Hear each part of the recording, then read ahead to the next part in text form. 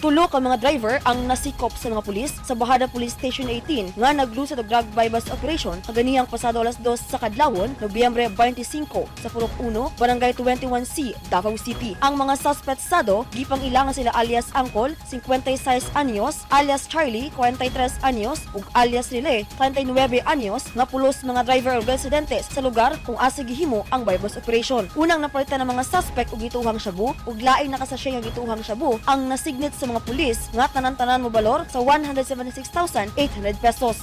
Nadakpan sabang construction ug kauban niini nga company driver sa bypass operation sa mga pulis sa Purok 9 Ramon Magsaysay Street, Barangay Kalingan, Poblasyon, Davao City, bandang alas 9:18 kagabii, Nobyembre 24, 2024. Ang mga suspect giila nga sila alias Nestle, 34 anyos, construction worker, ug alias John, 30 anyos, company driver. Napalitan og usa ka sachet nga adunay shabu ang mga suspect ug dayon nasignitan pa kini ug laing 7 ka mga sachets nga naay shabu nga tanan-tanan mo kantidad sa 238,000 pesos. Shiny Bulyaser, Newsline Philippines, stay safe!